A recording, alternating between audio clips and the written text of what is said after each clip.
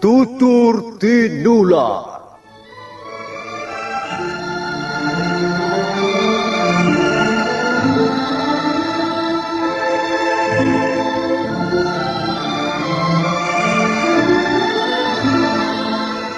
Sebuah sandiwara radio serial, produksi Sanggar Cerita dan Teater Sanggar Prativi.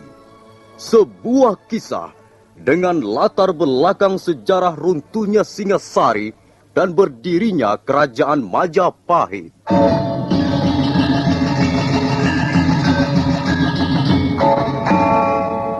Sandiwara ini didukung oleh pemain-pemain radio yang sudah ternama. Ferry Fadli, Ivone Rose, dan Eli Ermawati.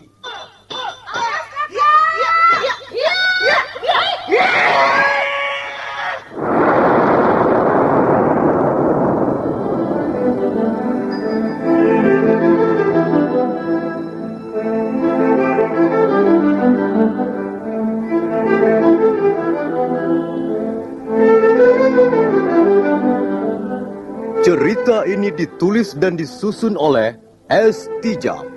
Teknik dan montase dikerjakan oleh Rudi Tinangon dan Joko SP. Sutradara EWS Yuwono. Kali ini mengetengahkan episode pertama dengan judul Pelangi di Atas Kurawa.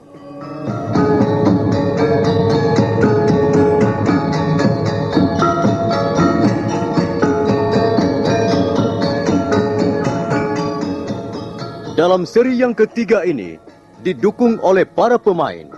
Iwan sebagai Pranaraja, Wawan GW sebagai Ganggadara, Beni sebagai Jarawaha, Asdi Suhastra sebagai Empu Ranubaya, Ferry Fadli sebagai Arya Kamandanu, Hari Aki sebagai Empu Hanggareksa, Eli Panca sebagai Nyi Rongkot, Wenda Lubis sebagai Wirot, dan Nusri pembawa cerita. Selamat menikmati.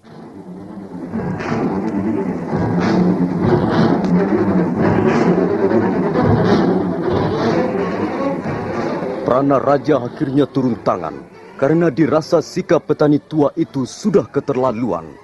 Sebagai orang berpangkat yang sedang mengemban titah raja, dia merasa tersinggung dan diremehkan. Kemudian, dia memerintahkan agar Jarawaha dan Ganggadara bertindak.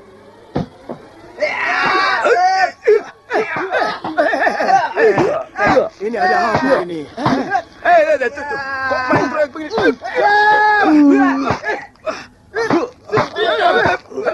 Hentikan! Mundur Jarawaha, menepilah Ganggadara. Si tua bangka ini agaknya punya kepandaian juga, Tuan. Mundur kataku. Pak Tua, jadi kau mau pamer kepandaian di depan kami? Hah? Apa? Aku mau pamer kepandaian? Teman-temanmu itulah yang sok jago. Mentang-mentang prajurit Singasari, lalu main tendang, main pukul, main keroyok. Ya, tentu saja aku tidak mau diperlakukan seperti itu. Kalau kau masih berkeras tidak mau melayani kami dengan baik, aku yang akan turun tangan. Sekarang ternyata kau yang ingin pamer kepandaian di depanku. Pak Tua, lihat. Aku membawa tanda pengenal dari istana. Kau tahu artinya? Tidak. Kurang ajar. Jawabanmu semakin memerahkan telinga. Aku sendiri yang akan menghajarmu, Pak Tua.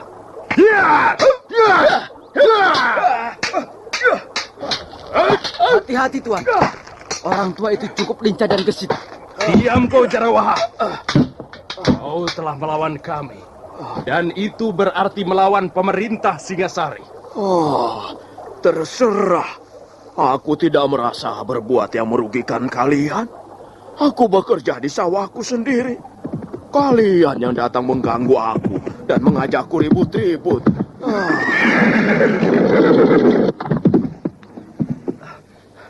Ada apa, Paman Ranubaya? Mereka itu yang punya persoalan. Tanya saja pada mereka. Kalau tidak salah, tuan-tuan adalah prajurit Singasari. Iya, kami memang prajurit Singasari. Kami datang ke Kurawan ini untuk mengemban titah Prabu Kertanegara. Oh, begitu. Lalu mengapa sampai ribut dengan Paman Ranubaya? Orang tua itu tidak tahu sopan santun. Dia sama sekali tidak memandang kami sebagai utusan raja. Kalau aku menggunakan hak dan wewenangku sebagai panglima muda, maka dia bisa dihukum cambuk 100 kali. Aha, sudahlah Kamandanu. Hantarkan mereka itu ke rumah orang tuamu. Oh, jadi tuan-tuan bermaksud mengunjungi rumah kami? Iya, kami mau menemui Empu Hanggareksa. Empu Hanggareksa adalah orang tua saya, Tuan. Kalau begitu, kebetulan sekali, Tuan. Kita ikut saja anak muda ini pulang ke rumahnya. Benar kau putra Empu Hanggareksa? Benar, Tuan. Mari, Tuan. Rumah saya tidak terlalu jauh dari sini. Tinggal 20 pa lagi. Saya pergi dulu, Paman Ranubaya. Hai, Pak Tua. Kalau kau tidak belajar sopan santun dan menghargai pejabat kerajaan, suatu ketika kau akan mendapat kesulitan besar. Mari, Tuan.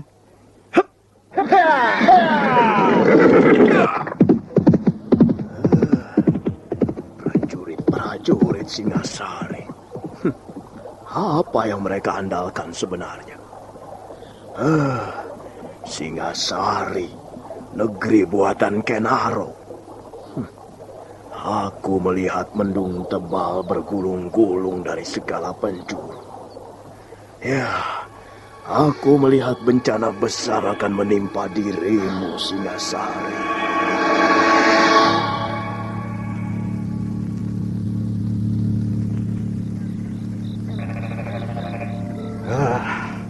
Mari tuan-tuan, silakan minum dan silakan mencicipi makanan desa Kurawan. Terima kasih Tuan Hanggareksa. Kami ikut merasa gembira dan bangga mendengar kebijaksanaan Sang Prabu Kertanegara. Wah, beliau itu raja yang arif, adil dan bijaksana. Beliau tak pernah melupakan budi baik seseorang, sekalipun orang itu berasal dari kalangan bawah. Kita semua ikut menikmati hasil yang telah dicapai pemerintah Singasari. Ya, benar Tuan. Dengan diresmikannya prasasti Camunda, maka siapa saja yang dianggap berjasa membantu Singasari melebarkan sayapnya akan mendapat hadiah. Dan dalam hal ini, tak terkecuali Tuan Hanggareksa, sebagai seorang ahli membuat senjata, tentulah jasa Tuan tidak dapat dianggap kecil. Bukan begitu, Jarawaha? Betul, Tuan. Betul sekali. Ya. Bagaimana seorang prajurit bisa berbuat banyak di medan peperangan kalau tidak dibekali senjata yang ampuh? Dan senjata buatan Tuan Hanggareksa sudah terkenal ampuh. Prajurit Madura, Bali, dan terakhir pasukan Suara Bumi sudah membuktikan sendiri keampuhan senjata ciptaan Tuan. Tuan-tuan terlalu memuji saya. Saya sudah merasa senang dan bangga kalau bisa bekerja dan mengabdi pada pemerintah Singasari. Ini sungguh, Tuan. Dalam hal ini, saya bekerja tanpa pamrih apa-apa. Kami percaya, Tuan. Dan Prabu Kertanegara sendiri juga sepenuhnya percaya pada kemurnian pengabdian Tuan Hanggareksa. Itulah sebabnya Tuan diharapkan hadir dalam pertemuan di bulan Bhadrapada nanti. Sang Prabu ingin bertatap muka dan bicara langsung dengan orang-orang yang telah membantu beliau. Saya ini kan orang desa. Orang kecil yang tidak punya arti apa-apa. Karena itu, saya sangat terharu mendengar sikap Sang Prabu yang begitu mulia. Oh ya, kami ingin menanyakan sesuatu pada Tuan. Soal apa, Tuan Pranaraja? Sebelum kami bertemu dengan Arya Kamandano, putra Tuan, kami sempat bertengkar dengan seorang petani tua yang sedang mencangkul saluran air di sawahnya. Iya, betul Tuan. Wah, orang tua itu benar-benar kurang ajar sekali Tuan. Dia sama sekali tidak takut pada kami, walaupun tahu bahwa kami membawa amanat seorang raja. Ya, di samping kurang ajar, dia juga telah berani menghina pemerintah Singasari. Ini yang saya kira tidak bisa diampuni. Ya, saya pikir otaknya tidak genap lagi. Apa benar begitu, Tuan? Wah, jangan hiraukan dia, tuan-tuan. Jangan dimasukkan ke hati. Putra Tuan memanggilnya dengan sebutan paman. Apakah Tuan masih tersangkut hubungan kerabat dengan orang itu? Oh, tidak, Tuan. Sama sekali tidak. Dia bukan sanak keluarga saya. Kami dulu memang pernah bersahabat. Tapi sekarang kami tidak pernah bertemu lagi. Walaupun masih satu desa. Mungkin benar seperti yang dikatakan Ganggadara. Dia agaknya kurang beres otaknya. Ya, mungkin saja, Tuan. Soalnya saya sudah lama sekali tidak pernah bertemu dengannya. Siapa nama orang itu, Tuan? Namanya Empu Ranubaya. Sudahlah, Tuan. Lupakanlah saja. Dia barangkali tidak bermaksud sungguh-sungguh. Saya jamin, dia tidak akan berani mengganggu tuan-tuan lagi. Baiklah. Maaf, Tuan Hanggareksa. Kami ingin istirahat. Silahkan, tuan-tuan, silahkan. Ruangan sudah disediakan untuk sekedar, merebahkan badan. Maaf, beginilah keadaan rumah kami. Serba sederhana. Ya, maklumlah rumah desa, Tuan. Ini sudah lebih dari nyaman, Tuan.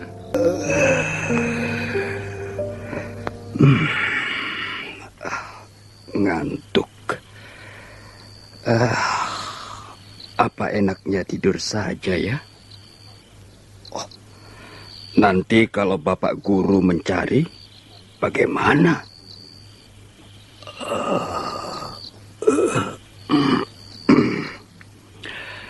Ya, guruku memang orang aneh. Susah ditebak. Sukar diketahui apa kemauannya. Tapi, beliau memang guru yang hebat. Dalam hal ini, dalam hal pembuatan senjata pusaka, di seluruh Singasari ini, bahkan mungkin di negeri-negeri lain, kukira belum ada yang mampu menandinginya.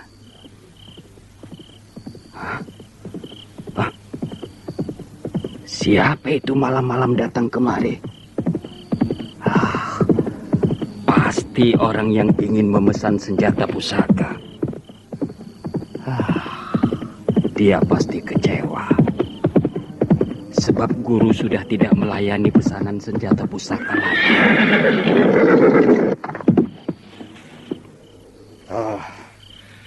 Apakah aku bisa bertemu dengan Empu Ranubaya? Bukankah Tuan... Ya, betul. Aku Hanggareksa, sahabatnya. Apakah kau Wirot? Iya, Tuan. Saya Wirot. Mana Kakang Ranubaya? Apakah aku bisa menemuinya? Sekarang ini tidak di rumah, Tuan. Di mana aku bisa menemuinya, Apakah harus sekarang, Tuan? Aku besok pagi sudah harus berangkat ke kota Singasari. Kalau begitu, mari ikut saya, Tuan.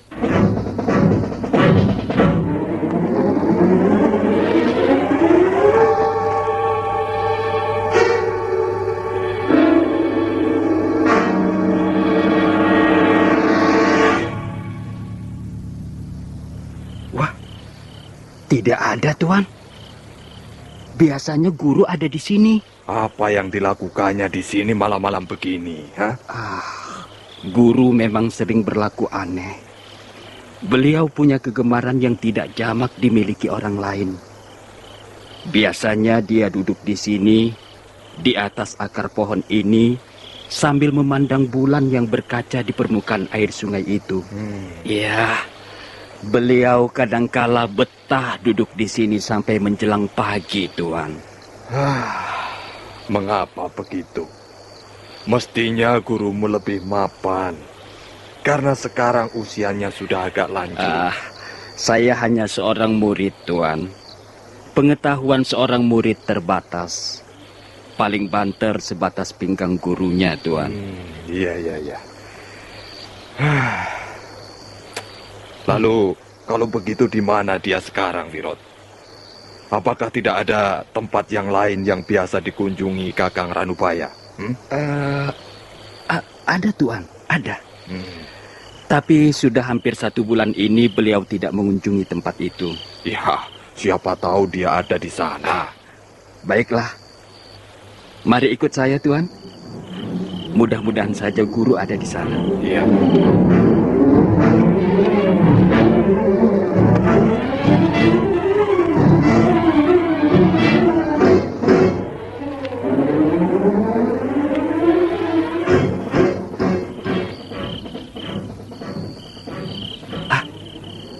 Sepertinya juga tidak ada, Tuan. Pintu gubuk sudah tertutup rapat. Gubuk jerami ini milik siapa, Wirot? Milik beliau juga, Tuan. Saya yang membuat. Tempat ini biasa dipergunakan guru untuk menikmati mangkok tuaknya, Tuan. Oh, begitu. Rupanya Kakang Ranubaya sudah bergaul dengan api dalam cawan itu. Iya, kadangkala beliau mabuk dan tertidur di atas tumpukan sabut kelapa. Kasihan Kakang Ranubaya. Mungkin akhir-akhir ini dia banyak mendapat kesulitan dalam hidup. Rasanya tidak, Tuan. Beliau biasa-biasa saja. Hidupnya sangat sederhana. Yang jelas beliau tidak pernah memusingkan persoalan-persoalan duniawi. Kalau tidak, mengapa dia minum tua?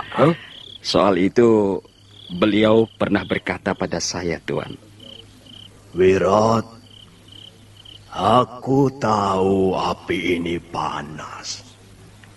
Bisa membakar hangus tubuhku, juga jiwaku. Tapi aku tidak takut terbakar. Bukan karena aku putus asa. Di dalam cairan ini aku bisa menemukan Ranubaya yang sesungguhnya. Bukankah seluruh isi dunia ini mabuk? Dan bukankah mabuk itu ada banyak ragamnya? Mabuk kekuasaan, mabuk pangkat dan harta, mabuk wanita, mabuk kebiar dan gemerlapnya ketenaran. Nah, aku sengaja memilih mabuk tuak saja karena tidak berbahaya.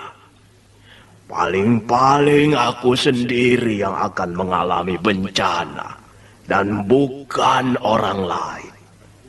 Lagi pula, mabuk tuak murah harganya. Hanya 10 beribil sudah bisa sampai ke tujuan. Kakang Ranubaya berkata begitu, Wirot? Betul, Tuan. Hal itu sudah lebih dari 10 kali pernah dikatakannya pada saya.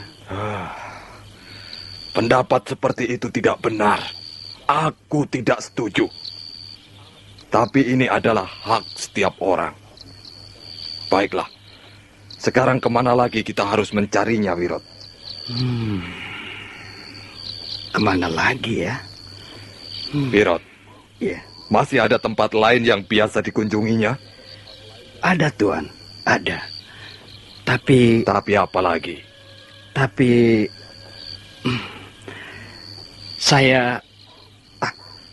saya tidak berani mengantar Tuan ke tempat itu. Mengapa kau tidak berani?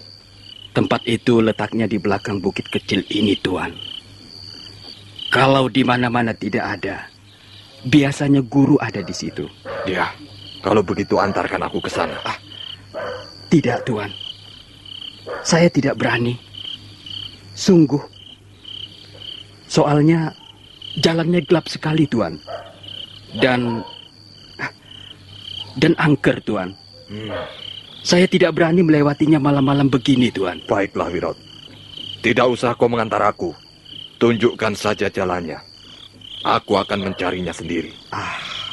Tuan, Mengapa Tuan tidak sabar menunggu sampai besok?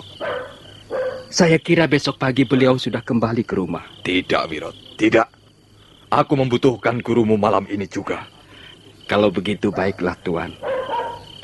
Tuan terus saja menyusuri pematang sawah ini. Sampai di sebuah pohon yang besar dan rindang, Tuan belok ke arah selatan. Iya. Selanjutnya Tuan bisa mengikuti jalan setapak di seputar pinggang bukit.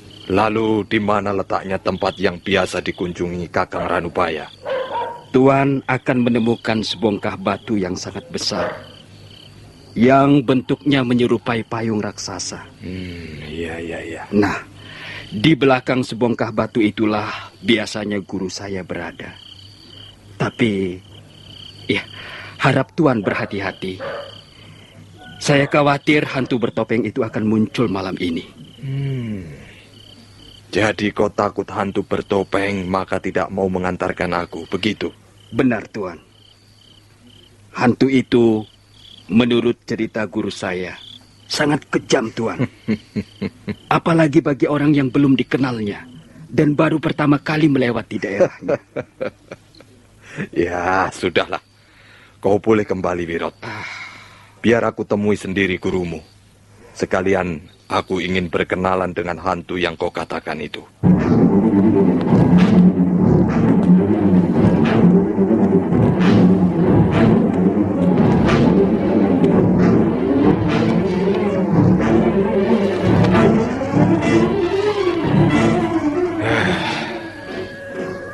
Memang benar apa yang dikatakan Wirot. Gelap sekali tempat ini. Untung aku sempat mencabut obor minyak jarak di depan gubuk itu tadi. Kalau tidak, mataku tidak bisa melihat apa-apa. Tempat ini memang menyeramkan. Untuk apa Kakang Ranubaya pergi ke tempat seperti ini malam-malam begini? Empu Hanggareksa baru saja akan melangkah untuk melanjutkan perjalanannya ketika mendadak sebuah bayangan berkelebat ringan.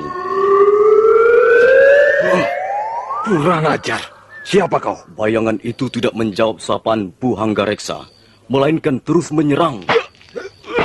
Jawab pertanyaanku. Kaukah hantu yang menunggu tempat ini?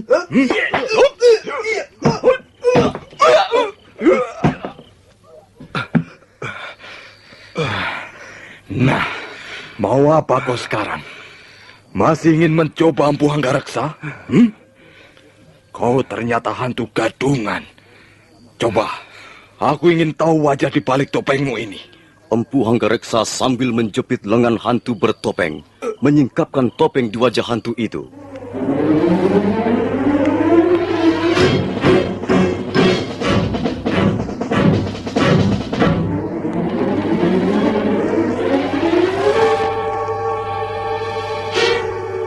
Topeng putih yang terbuat dari bulu kambing domba itu tersingkap.